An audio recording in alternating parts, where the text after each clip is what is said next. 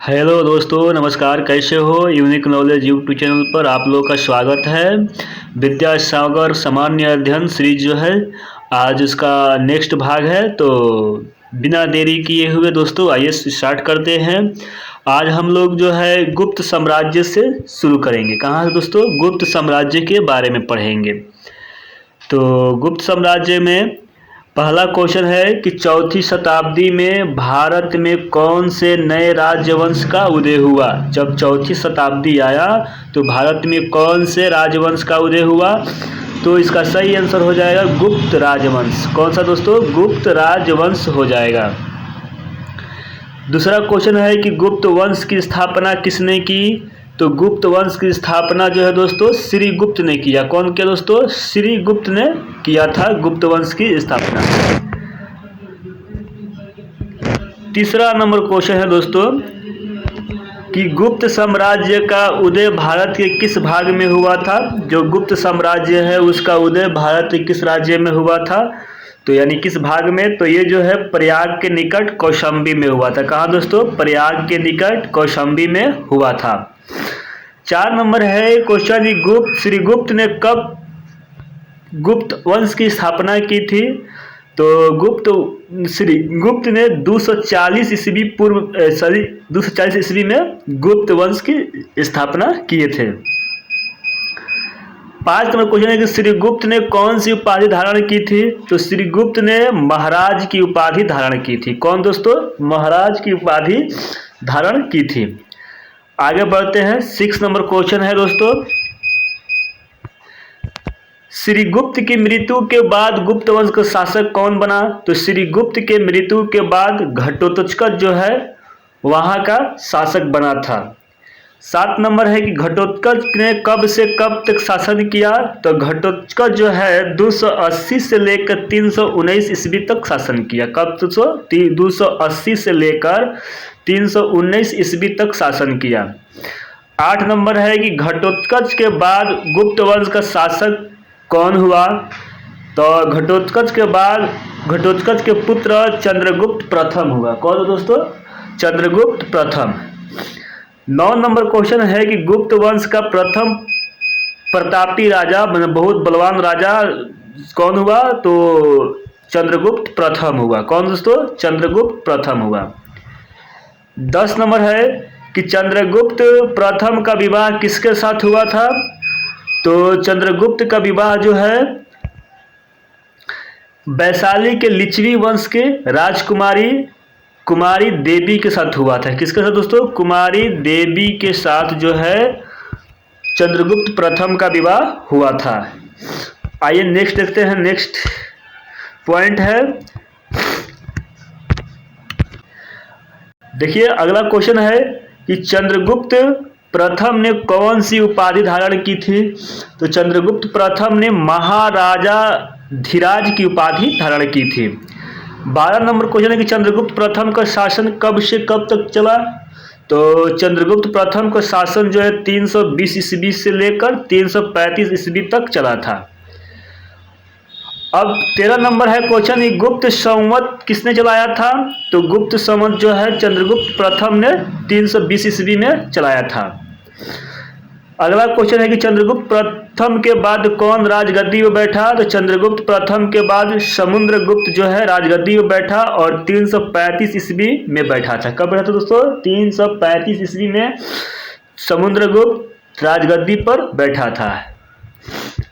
अगला है 15 number question कि समुद्रगुप्त की विजय की जानकारी मुख्य स्रोत क्या है? चंद्रगुप्त की विजय जो है इसकी जानकारी कहाँ से प्राप्त होती है? तो इलाहाबाद के एक स्तंभ पर खुदवाया गया अभिलेख है, वहीं से प्राप्त होता है। 16 नंबर है कि यह अभिलेख कहाँ अंकित है? तो यह अभिलेख जो है अशोक के एक स्तंभ पर अंकित है और यह स्तंभ जो है इलाहाबाद किले में है। कहाँ पे दोस्तों? इलाहाबाद किले में। अगला 17 नंबर क्वेश्चन कि इलाहाबाद स्तंभ अभिलेख की रचना किसने की थी? इलाहाबाद जो स्तंभ अभिलेख है इसकी रचना किसने की थी? तो हरिसेन ने किया था। कौन के दोस्तों? हरिसेन ने किया था। अगला है 18 नंबर क्वेश्चन कि हरिसेन कौन था? तो ये हरिसेन जो था समुद्रगुप्त का राजकवि था और शांति तथा युद्ध का मंत्री था। हरिसेन जो था समुद्रगुप्त का राजकवि, शांति तथा युद्ध के मंत्री था। 19 नंबर क्वेश्चन है कि इलाहाबाद स्तंभ अभिलेख किस भाषा में है? तो इलाहाबाद जो स्तंभ लेख है वो संस्कृत भाषा में है। किसमें दोस्तों? संस्कृत भाषा में है। आगे बढ़ेंगे, नेक्स्ट दोस्तों देखेंगे क्वेश्चन। 20 नंबर क्वेश्चन कर रहा है कि इलाहाबाद स्तंभ लेख अभिलेख की विशेषता क्या है? तो इसकी विशेषता यही है कि कुछ अंश जो है पद भाग में है और कुछ अंश जो है गद्य भाग में है। अगला है 21 नंबर क्वेश्चन कि समुद्रगुप्त ने किस कारणवश अश्वमेध यज्ञ करवाया था? तो समुद्रगुप्त जो है अपने विजय के उद्घोषणा हेतु समुद्रगुप्त जो है जब विजय करता था तो उसी उपलक्ष्य में अश्वमेध यज्ञ करवाता था। 22 नंबर है कि गुप्त वंश के किस राजा को सिक्के पर वीणा वादन करते हुए दिखाया गया है?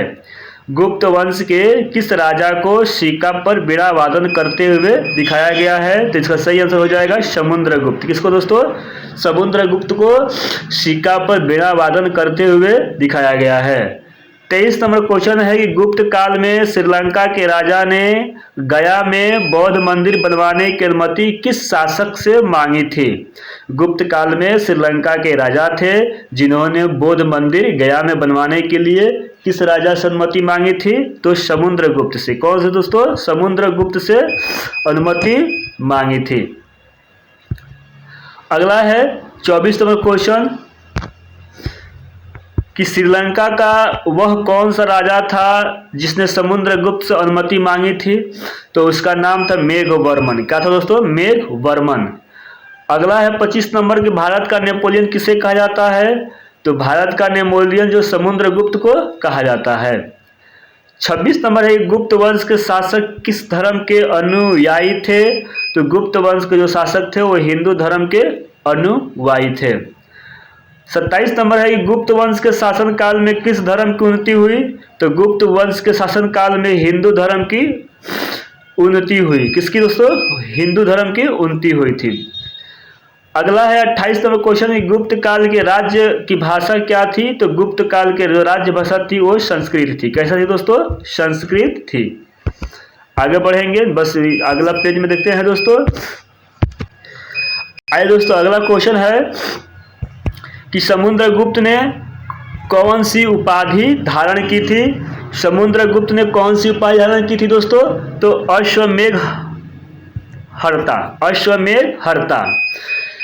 30 नंबर क्वेश्चन है कि समुद्रगुप्त ने कब से कब तक शासन किया? तो समुद्रगुप्त जो है 335 ईस्वी से लेकर 375 ईस्वी तक का शासन किया था। कब से? 335 ईस्वी से लेकर 375 ईस्वी तक जो है समुद्रगुप्त ने शासन किया था। 31 नंबर क्वेश्चन है कि समुद्रगुप्त के बाद उसका उत्तराधिकारी कौन हुआ? तो समुद्रगुप्त के बाद उसका अधिकारी जो है उसका पुत्र चंद्रगुप्त द्वितीय हुआ था और चंद्रगुप्त प्रथम जो है घटोत्कच के पुत्र था। 32 नंबर क्वेश्चन है चंद्रगुप्त द्वितीय कब गद्दी पर बैठा? तो चंद्रगुप्त द्वितीय जो है 380 ईस्वी में बैठा था। कब दोस्तों? 380 ईस्वी में चंद्रगुप्त द्वितीय गद्दी पर बैठा था। 33 नंबर क्वेश्चन है गुप्त वंश का सबसे प्रतापी राजा कौन हुआ? तो गुप्त वंश का सबसे प्रतापी राजा यहाँ पे समुद्रगुप्त द्वितीय हुआ था। नेक्स्ट क्वेश्चन है 34 नंबर कि चंद्रगुप्त द्वितीय ने कौन सी उपाधि धारण की? तो चंद्रगुप्त द्वितीय ने जो है विक्रमादित्य की उपाधि धारण की थी। कौन दोस्तों? विक्रमादित्य की उपाधि धारण की थी। आगे बढ़ेंगे, 35 नंबर क्वेश्चन देखेंगे दोस्तों। 35 नंबर क्वेश्चन है कि चंद्रगुप्त द्वितीय इतिहास में किस नाम से प्रसिद्ध हुआ? तो चंद्रगुप्त द्वितीय जो है इतिहास में चंद्रगुप्त विक्रमादित्य के नाम से फेमस हुआ था। 36 नंबर क्वेश्चन है कि चंद्रगुप्त विक्रमादित्य को शकारी को क्यों कहा जाता है? चंद्रगुप्त विक्रमादित्य को शकारी क्यों कहा जाता है? तो क्योंकि इन्होंने शकों को परास्त किया था। किसको दोस्तों? शकों को परास्त किया था। 37 नंबर है क्वेश्चन कि चीनी यात्री फाहियान किसके शासन काल में भारत आया था? तो चीनी यात्री जो फाहियान था वो चंद्रगुप्त विक्रमादित्य के शासन काल में भारत आया था। 38 नंबर क्वेश्चन है कि चंद्रगुप्त विक्रमादित्य के दरबार में प्रमुख नवरत्न कौन कौन थे? तो चंद्रगुप्त विक्रमादित्य के दरबार में कालिदास रहते थे, आर्यभट्ट थे, धन्वंतरी थे, बराहमिहिर थे, ब्रह्मगुप्त थे, अमर सिंह थे। इतने सारे लोग जो है थे। एक बार फिर से रिकॉल कर देता हूँ, ध्यान से देखिएगा दोस्तों। चंद्रगुप्त विक्रमादित्य के दरबार में कालिदास, आर्यभट्ट, धन्वंतरी, ब्राह्महिर, ब्रह्मगुप्त, अमर सिंह थे। अगला क्वेश्चन है 39 नंबर। कालिदास कौन था? तो कालिदास जो है चंद्रगुप्त विक्रमादित्य के नवरत्नों में से एक थे। वे संस्कृत भाषा के एक महान कवि भी थे। 40 नंबर है कि कालिदास की प्रमुख रचनाएं कौन कौन सी है? तो कालिदास की जो है प्रमुख रचना है मेघदूत, कुमार संभवम एवं रघुवंशम। कालिदास की जो महत्वपूर्ण रचनाएं हैं वो मेघदूत है, कुमार संभवम है एवं रघुवंशम है।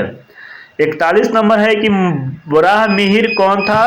तो वह वराहमिहिर चंद्रगुप्त विक्रमादित्य के नवरत्नों में से एक थे और एक प्रसिद्ध खगोल शास्त्री थे। क्या थे दोस्तों? प्रसिद्ध खगोल शास्त्री थे।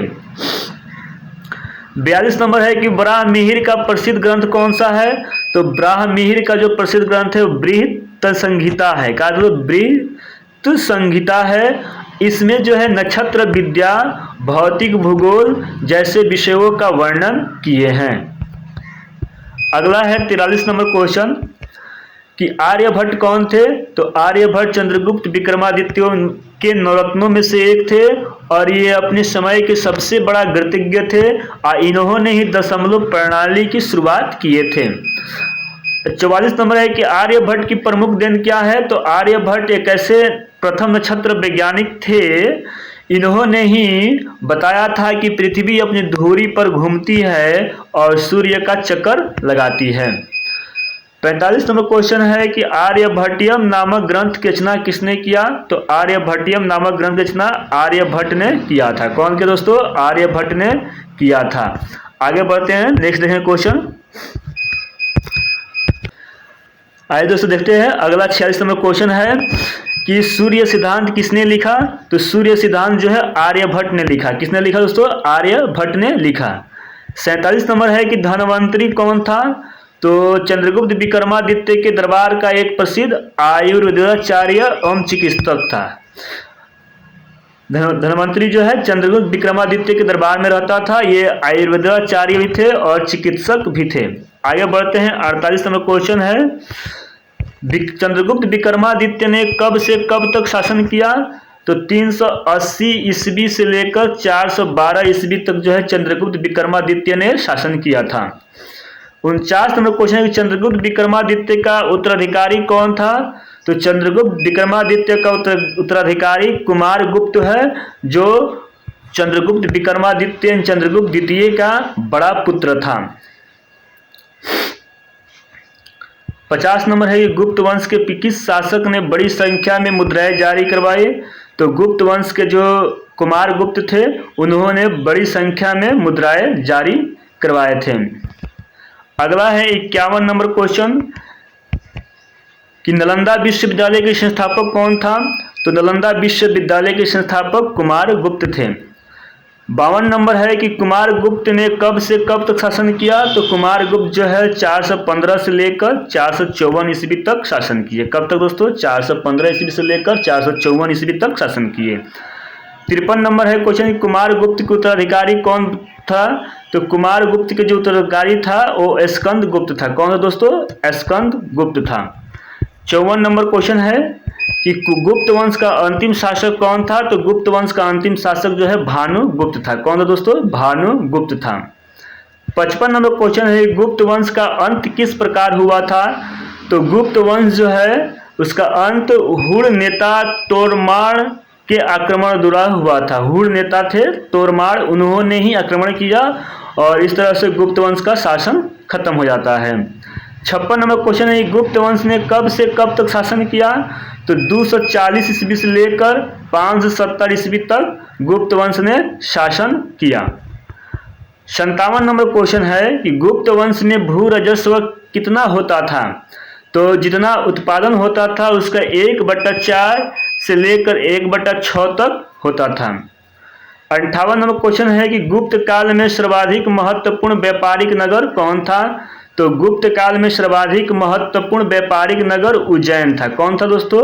उज्जैन था। आगे बढ़ेंगे, नेक्स्ट क्वेश्चन देखेंगे 59 नंबर कि मंदिर निर्माण का जन्म सर्वप्रथम कब हुआ था? तो मंदिर जो निर्माण बनाने की परंपरा शुरुआत हुआ था वो दोस्तों कहाँ पर हुआ था? गुप्त काल में हुआ था। 60 नंबर है क्वेश्चन, चीन का मंदिर किस गुप्त सम्राट द्वारा बनाया गया था? तो चीन का मंदिर जो है श्रीगुप्त द्वारा बनाया गया था। किसके द्वारा? श्रीगुप्त द्वारा चीन का मंदिर बनवाया गया था। 61 नंबर क्वेश्चन है ये गुप्त स्थापत्य कला का सर्वोत्कृष्ट मंदिर कौन सा है? तो गुप्त स्थापत्य कला का सबसे बढ़िया मंदिर जो है दशा अवतार मंदिर जो देवगढ़ में है वहाँ पर है, यानी झांसी में है, उत्तर प्रदेश में ये मंदिर देखने को मिलता है। 62 नंबर क्वेश्चन है कि किस युग को भारतीय इतिहास का स्वर्ण युग कहा जाता है? तो गुप्त काल को जो है भारतीय इतिहास का स्वर्ण युग कहा जाता है। 63 नंबर है क्वेश्चन, ये गुप्त काल में बंगाल की खाड़ी में प्रसिद्ध बंदरगाह कौन सा था? तो ताम्रलिप्ति बंदरगाह था ये गुप्त काल में बंगाल की खाड़ी में। 64 नंबर क्वेश्चन है ये गुप्त काल में अरब सागर में प्रसिद्ध बंदरगाह कौन सा था? तो गुप्त काल में जो अरब सागर था उसमें प्रसिद्ध बंदरगाह भड़ौच था। कौन था दोस्तों? भड़ौच, जो भरूच के नाम से भी जाना जाता है। आइए नेक्स्ट बढ़ते हैं आगे। आइए नेक्स्ट अगला क्वेश्चन है दोस्तों कि किस शासन काल में रामायण महाभारत तथा पुराण को पुनः लिखकर वर्तमान रूप दिया गया था? तो ये था गुप्त काल ही। कौन दोस्तों? गुप्त काल में ही रामायण महाभारत और गुप्त पुराण को पुनः दोबारा लिखकर एक नया रूप दिया गया था। 66 नंबर क्वेश्चन है गुप्त काल में नागार्जुन किस क्षेत्र से जुड़े थे? तो गुप्त काल में जो नागार्जुन थे वो रसायन शास्त्री थे। क्या थे दोस्तों? रसायन शास्त्री थे। नेक्स्ट क्वेश्चन है 67 नंबर कि संस्कृत के किस लोकप्रिय ग्रंथ में कहानियों का संग्रह है? संस्कृत के किस ग्रंथ में कहानियों का संग्रह है? तो पंचतंत्र में, और ये पंचतंत्र के लेखक जो है विष्णु शर्मा जी है। 68 नंबर है कि गुप्त काल में उच्च शिक्षा का महत्वपूर्ण केंद्र कहाँ था? तो गुप्त काल में जो है शिक्षा का महत्वपूर्ण केंद्र नालंदा में है। कहाँ दोस्तों? नालंदा में है। 69 नंबर है दिल्ली में मेहरौली के निकट एक लौह स्तंभ किस काल का बना हुआ है? तो दिल्ली में मेहरौली के निकट एक लौह स्तंभ गुप्त काल का बना हुआ है। 70 नंबर क्वेश्चन है कि मेहरौली का स्तंभ लेख किस शासक से संबंधित है? तो मेहरौली का जो स्तंभ लेख है वो चंद्रगुप्त विक्रमादित्य से संबंधित है। 71 नंबर है कि गुप्त काल साम्राज्य की राजधानी कहाँ थी? तो गुप्त साम्राज्य की राजधानी पाटलिपुत्र थी। कहाँ थी दोस्तों? पाटलिपुत्र। 72 नंबर क्वेश्चन है कि महाराष्ट्र के औरंगाबाद जिले के अजंता की गुफाओं की कलात्मक चित्रकारी किस कला की देन है? तो महाराष्ट्र के जो औरंगाबाद जिला है वहाँ के अजंता की गुफाओं में जो कलाकारी हुआ है वो गुप्त काल की देन है। बस थैंक यू दोस्तों।